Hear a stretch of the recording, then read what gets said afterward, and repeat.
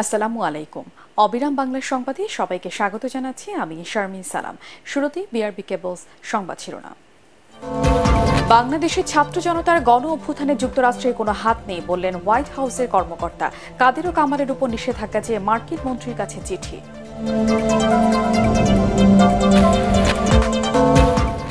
স্বরাষ্ট্র উপদেষ্টার বক্তব্যে বিএনপিতে ব্যাপক ক্ষোভ, পদত্যাগের দাবিতে জেলায় জেলায় মিছিল সমাবেশ।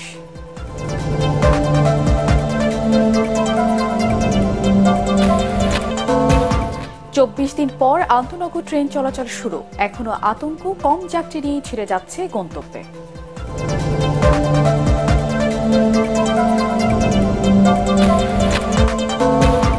এবং বন্যায় মৌলভীবাজারে ক্ষতিগ্রস্ত ২০০ কিলোমিটার পাকা সড়ক, মেরামতে প্রয়োজন ১৫০ কোটি টাকা।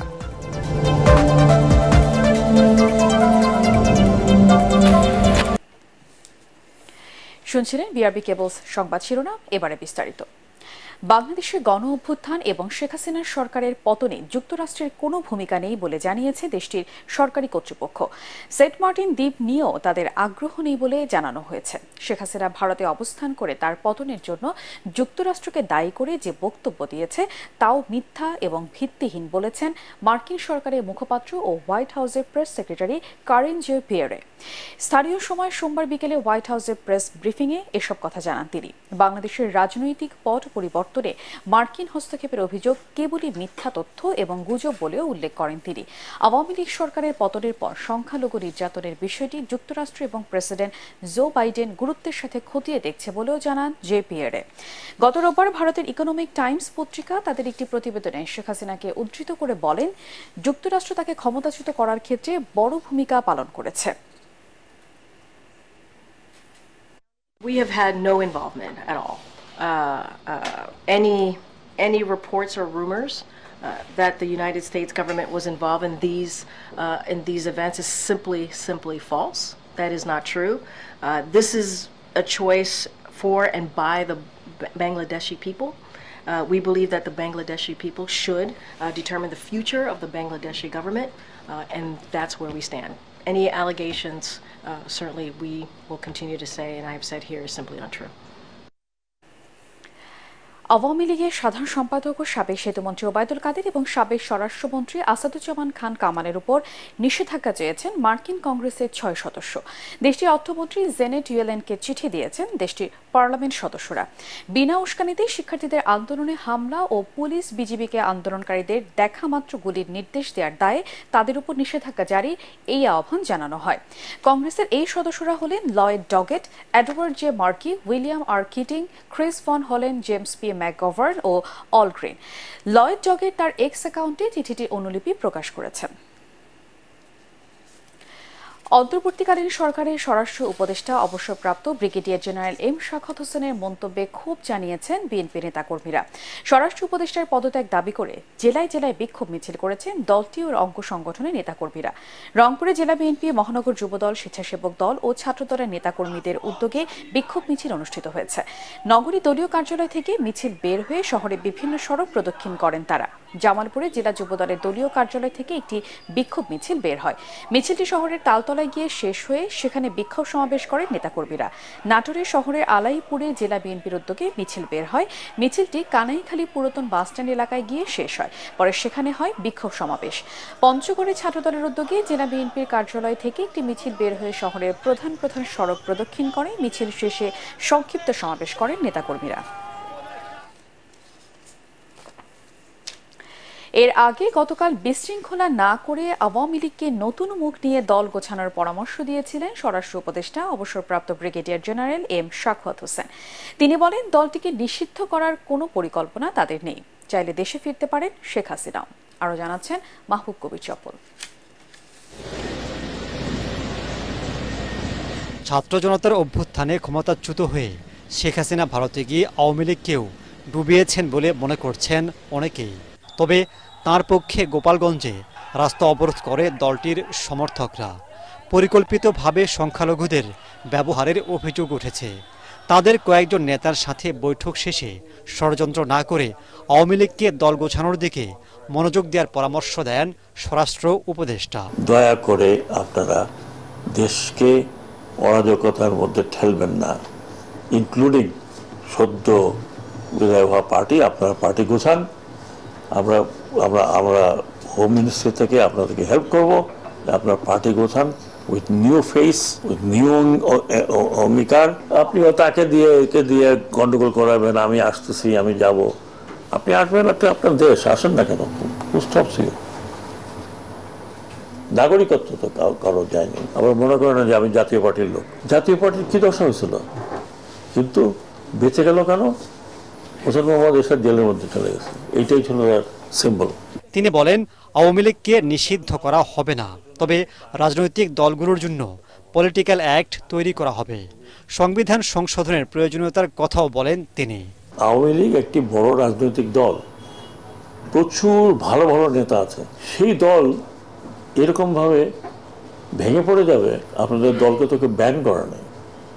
আর এই ব্যান করাটা, একটা দলের ব্যান করা, আনলেস সে যদি ওই ধরনের জঙ্গি না হয়, যে কোনো দল, পলিটিক্যাল পার্টি ব্যান করা উইথ এ ব্যাড কালচার। আমাদের রেকমেন্ডেশনে থাকবে যে কনস্টিটিউশনটাই যদি কখনো হাত লাগানো হয়, কারণ কনস্টিটিউশনে হাত লাগাতেই হবে অনেক বিষয়ে।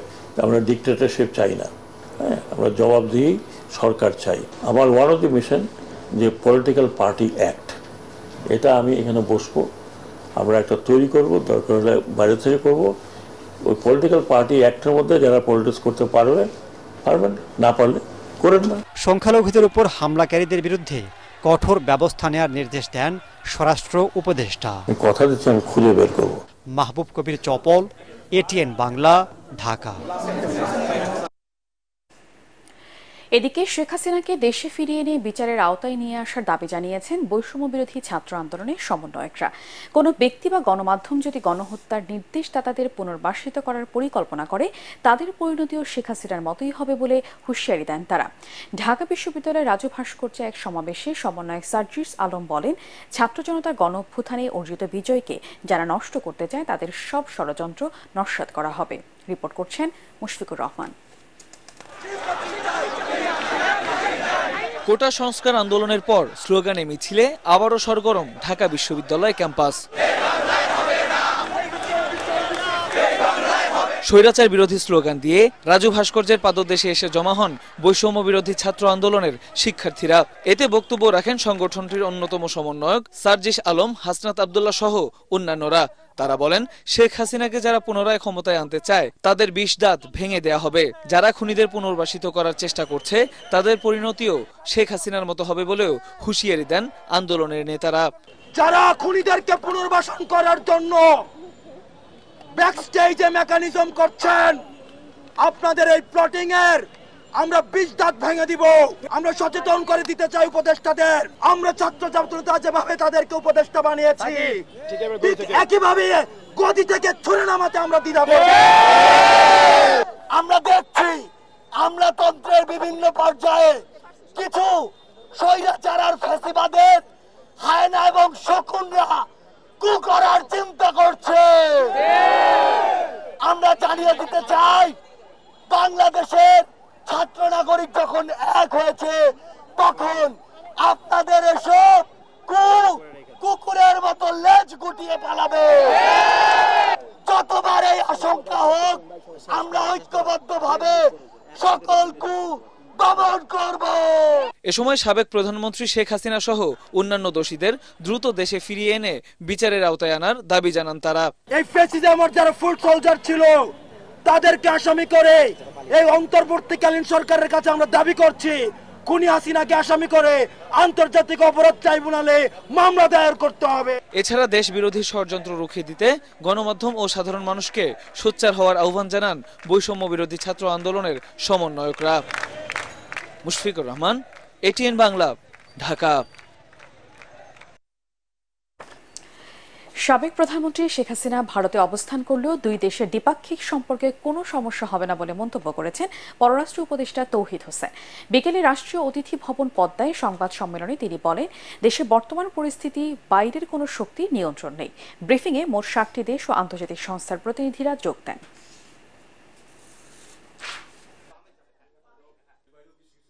দুই পক্ষের স্বার্থ আছে, বাংলাদেশে ভারতের স্বার্থ আছে, ভারতে আমাদের স্বার্থ আছে, কাজে আমরা সেই স্বার্থকে ফলো করবো এবং আমাদের সুসম্পর্ক বজায় রাখার সবসময় চেষ্টা করতে। টানা 24 দিন পর আজ থেকে সারা দেশে শুরু হয়েছে মেইল ও লোকাল ট্রেনের চলাচল। বিভিন্ন গন্তব্যের ট্রেনগুলো নির্ধারিত সময়েই স্টেশন থেকে ছেড়ে যাচ্ছে। এর আগে গতকাল শুরু হয় মালবাহী ট্রেন চলাচল, তবে পারাবত ও জামালপুর এক্সপ্রেস ট্রেন আপাতত চলবে না। দেশব্যাপী ছাত্র জনতার আন্দোলন চলাকালে কোচে অগ্নিসংযোগ ভাঙচুরের ঘটনায় নিরাপত্তার জন্য 19 জুলাই থেকে ট্রেন চলাচল বন্ধ করে দেওয়া হয়। এতে অন্তত 3টি আন্তনগর ট্রেন হামলার শিকার হয়।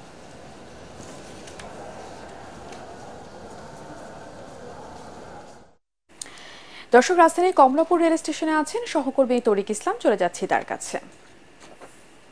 তরিক, কমলাপুরে ট্রেন চলাচল পরিস্থিতি কেমন দেখছেন জানাবেন।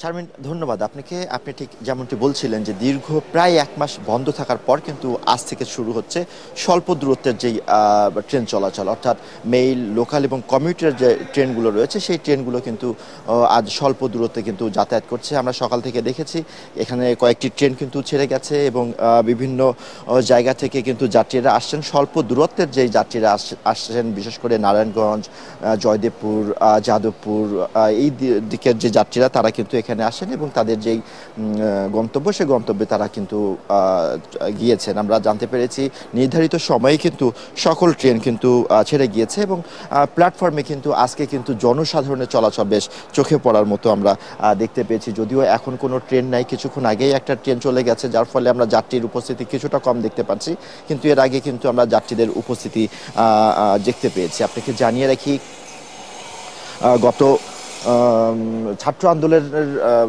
মুখে কিন্তু গত 18 জুলাইয়ের পর থেকে কিন্তু ট্রেন চলাচল বন্ধ হয়ে যায় এবং এর মাঝে কিন্তু 2-1টা দিন স্বল্প দূরত্বের ট্রেন চললেও তার পরবর্তীতে কিন্তু আবারও কিন্তু সেটা বন্ধ হয়ে যায়। কিন্তু 18 তারিখের পর থেকে আজ অবধি কিন্তু পুরোদমে কিন্তু আন্তনগর যে ট্রেন, সেই আন্তনগর ট্রেন চলাচল কিন্তু বন্ধ রয়েছে। তবে রেলওয়ে কর্তৃপক্ষ থেকে বলা হচ্ছে যে আগামী বৃহস্পতিবার নাগাদ থেকে কিন্তু আন্তনগর যে ট্রেন, সেই আন্তনগর ট্রেন চলাচল করবে। তারা বলছেন যে আন্তনগর ট্রেন যেহেতু সারা দেশে চলাচল করে, অনেক সময় রাতেও চলাচল করে, যার ফলে কিন্তু নিরাপত্তার একটা বিষয় থাকে। যেহেতু আগামী বৃহস্পতিবারের মধ্যে সকল পুলিশ সদস্যদের কিন্তু থানায় যোগদানের কথা বলেছে এবং নিরাপত্তা ব্যবস্থা জোরদারের কথা বলা হয়েছে, তারপর থেকে অর্থাৎ নিরাপত্তা ব্যবস্থা নিশ্চিত হওয়ার পর থেকেই আশা করা যাচ্ছে আগামী বৃহস্পতিবার থেকে কিন্তু আন্তনগর যে ট্রেন, সেই ট্রেন কিন্তু চলাচল করবে। অর্থাৎ গতকাল থেকে মালবাহী যে ট্রেন, সেই ট্রেন চলাচল শুরু হয়েছে, আজ থেকে কিন্তু স্বল্প দূরত্বের ট্রেন চলাচল শুরু হয়েছে এবং আগামী বৃহস্পতিবার থেকে আন্তনগর যে ট্রেন, সেই ট্রেনগুলো চলাচল শুরু হবে। তো রাজধানীর কমলাপুর রেল স্টেশন থেকে এই ছিল আমার কাছে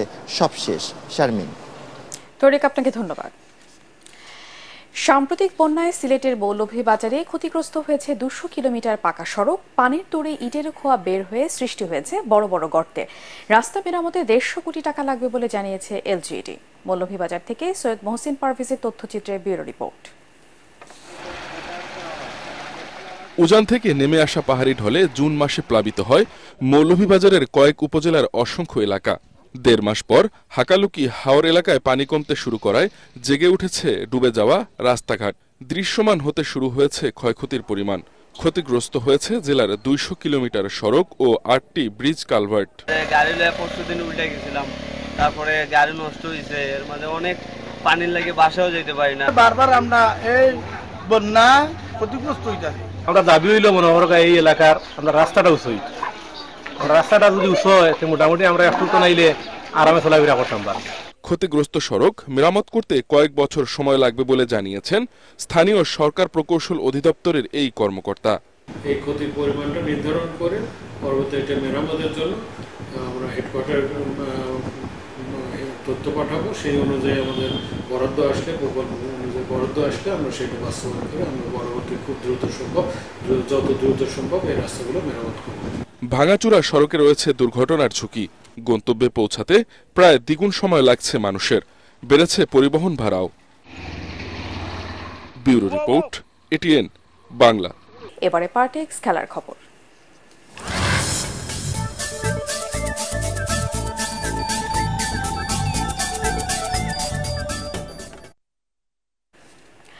প্যারিস থেকে অলিম্পিকের মশাল পৌঁছালো পরবর্তী আয়োজক লস অ্যাঞ্জেলসে। 2028-এ যুক্তরাষ্ট্রের সিটিতে হবে গ্রেটেস্ট শো অন আর্থ খ্যাত এই মহা গেমসে। স্থানীয় সময় সোমবার লস অ্যাঞ্জেলসের মেয়র ক্যারেন বেজ গেমসের পতাকা নাড়িয়ে বলেন, বিশ্বের সবচেয়ে বড় গেমসের আয়োজক হতে পেরে তারা উচ্ছ্বসিত। ইতিমধ্যে প্রস্তুতিও নেওয়া শুরু করে দিয়েছেন তার কর্মীরা। এ সময় তার সাথে উপস্থিত ছিলেন প্যারিস অলিম্পিক জয়ী অ্যাথলেটরাও। 40 বছর আগে সবশেষ 1984 সালে অলিম্পিক গেমসের আয়োজন করেছিল লস অ্যাঞ্জেলস। 1932-এর আয়োজকও ছিল হলিউডের এই শহর।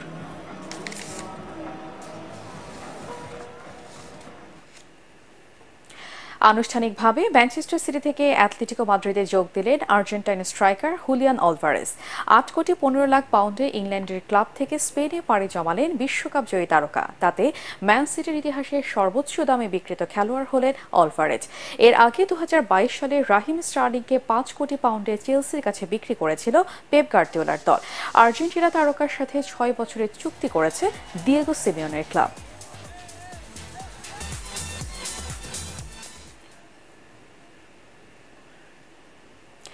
শেষ করার আগে বিআরবি কেবলস সংবাদ শিরোনাম আরেকবার। বাংলাদেশের ছাত্র জনতার গণ অভ্যুত্থানে যুক্তরাষ্ট্রের কোনো হাত নেই বললেন হোয়াইট হাউসের কর্মকর্তা। কাদের ও কামালের উপর নিষেধাজ্ঞা চেয়ে মার্কিন মন্ত্রীর কাছে চিঠি। স্বরাষ্ট্র উপদেষ্টার বক্তব্যে বিএনপিতে ব্যাপক ক্ষোভ, পদত্যাগের দাবিতে জেলায় জেলায় মিছিল সমাবেশ।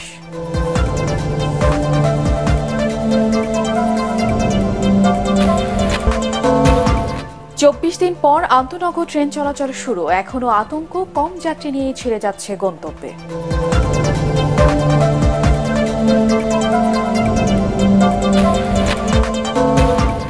এবং বন্যায় মৌলভীবাজারে ক্ষতিগ্রস্ত 200 কিলোমিটার পাকা সড়ক, মেরামতে প্রয়োজন 150 কোটি টাকা।